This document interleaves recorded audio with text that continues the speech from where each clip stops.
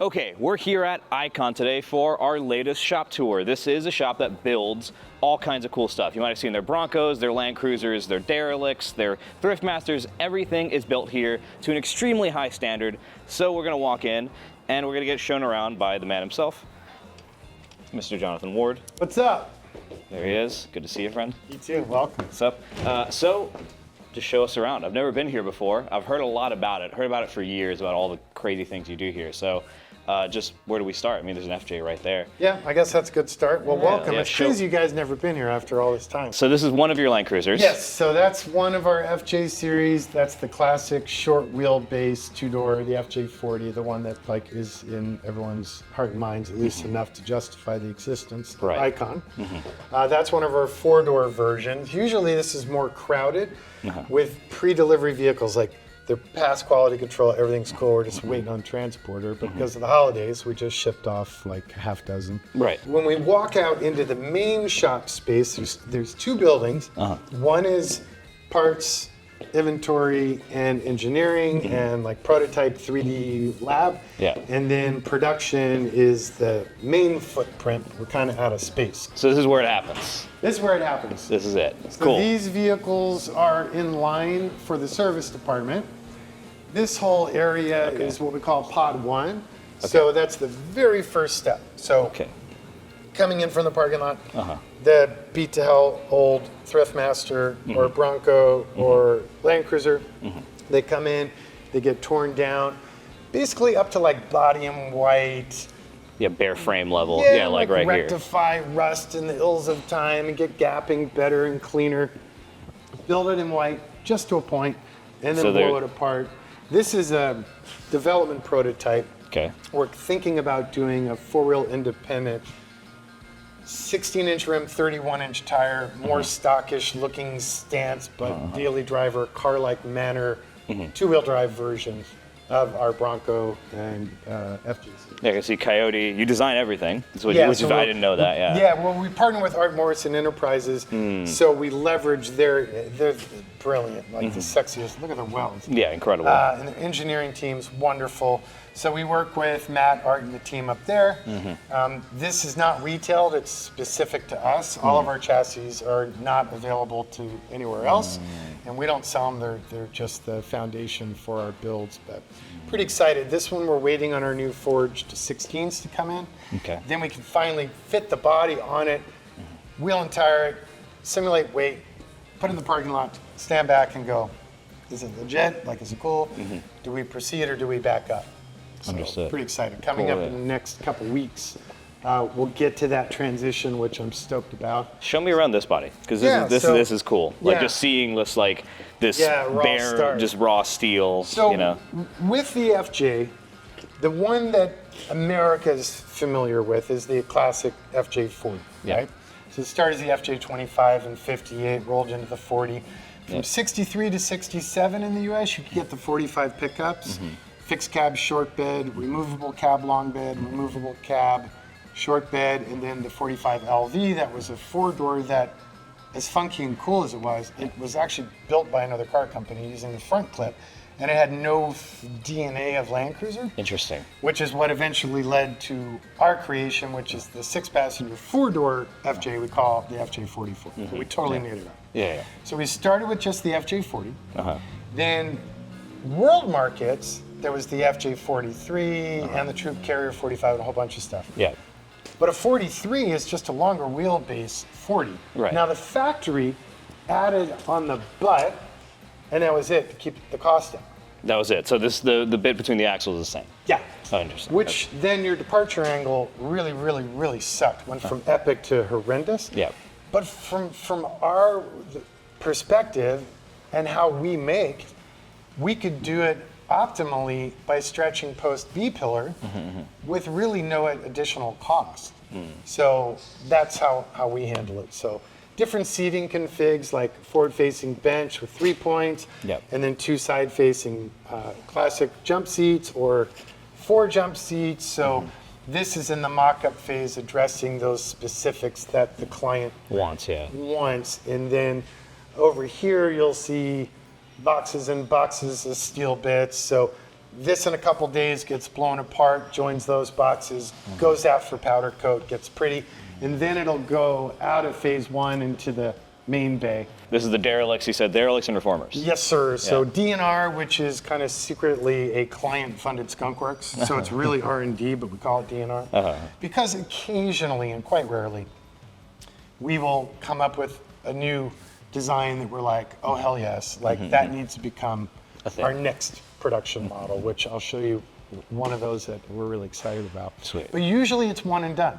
So like this 41 Caddy sedan, we'll never build another one, and that's the deal with the client. So it's like a singular expression, and then, you know, the costs are stupid, the time commitment's absurd, but they're like, creative-wise, they're my happy space. Right. We get to do just all sorts of stupid stuff, and we get to come up with or explore different motive power or platforms or tech or new tweaks. Like this one's going to be a bar hopper in Costa Rica, surfing and bar hopping. Well, this is where you get to spend a bunch of time with the client too. We were talking about that a little bit off camera. I'd like to, but it ends up I'm in here with my team, and the clients rarely. This guy's a unique one. He's a repeat client, which is funny. I never expected is not unique. Over 30% of our clients have 3 or more. Really? Of derelicts or of whatever. Whatever. This is the deeper end of the pond, so normally we'll start with a production model. I always wanted to. So, but this guy's been patient, visits all the time. He's local, makes changes. So he's really been involved. This client too has visited, but more and more people are like, I do what I do well, you do what you do well. Here are my base priorities, and then like have at it, which is kind of fun. Right, because you said it's changed, right, it over really time. Has, yeah. I prefer the deeper dive, but the modern lack of attention span and dopamine spurt addiction that we all seem to have, I think culturally is making that a rarer and rarer scenario. Interesting. And so we did one as a test vehicle, and we're absolutely stoked. This is the second. So the first was the C20, this one's the C10. The next will be a 3-door Suburban, but it's a whole different engineering approach to how we do what we do.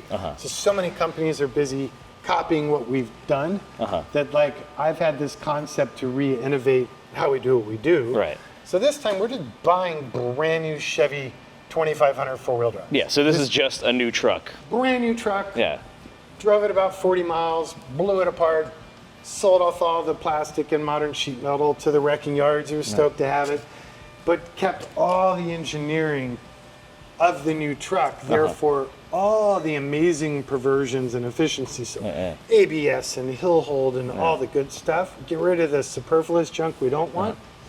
Redesign all like the dash panels and center IP to still use all the new Chevy switches, but interface and panels designed to appear vintage, so it doesn't jump the shark. Oh, we have an example? That's the modern dash panel. That the shape is of the C10 language, but then the data screen and control and Bluetooth and power, all that supports the new gauges. And then the center IP from the factory obviously didn't exist. So that has your full screen, your trailer brake controls, HVAC, everything you need. Just 3D print? Or you produce? No, this is CNC. This is metal. I'm not Can I much hold of a it? plastic guy. Oh. Yeah, so this is all 6061 billet, 5-axis machine. And this is what's going to go in? Yes, sir. This is not a prototype? Nope. Wow. I mean, it just plays with your head. Like after 4 or 5 miles driving it, you're like, oh wait, I forgot. You're in an old thing. I'm in an old truck, because it is in its entirety and serviceable in its entirety, like a brand new production truck. Right, you could just take it to a dealer. Super simple, Yeah, so I'm really excited about that. We're trying to find a really good 3-door body right now to do the next one. And they're getting hard to find. All the good old stuff's getting hard to find. It's an issue of scarcity, huh? It's not predictable in any way. Yeah, this is the service department until we figure out where to put it. So icons that have been out and about in the field, living their best life, come back for whatever new tweak we've got, or general annual service, stuff like that. Like this one's a really cool. I really like this one. Yeah, it's so badass. This one's super cool. 65 Ford. They called it a 6-pack in the brochure. So Ford didn't build them, but they DSO'd 2 different companies that mostly focused on like Department of Water and Power, military, power companies. You said this one was a Union Pacific Rail. And so then cool. we built this, gosh, I don't know, 10 years ago. So the client sent it back for some updates. And this is a reformer. Yeah, it's been exactly. restored. Yeah, really nice example. So everything's elevated, but if like you didn't own one, you wouldn't necessarily know right off the bat. Right. But redesign all the trim work and interior and powertrain. All these little things. Yeah, everything. Especially this side. Yeah, this death beautiful by turn. 1,000 paper cups and the handles and the mirrors and the IP and the seating and the Tempur-Pedic foam. Did you do the gauge surround as well? Everything? Yeah. Wow. This is pretty much final assembly for Bronco, FJ, and TR. We do them in batches. Right. So we just shipped off the last batch, which was 6. And then we have a bunch of bodies in the powder coat oven, either in line for or in it or cooling. Yeah. Such as this 4-door Bronco will be our first of a series of 4-doors we're going to offer. So that's basically body in white waiting.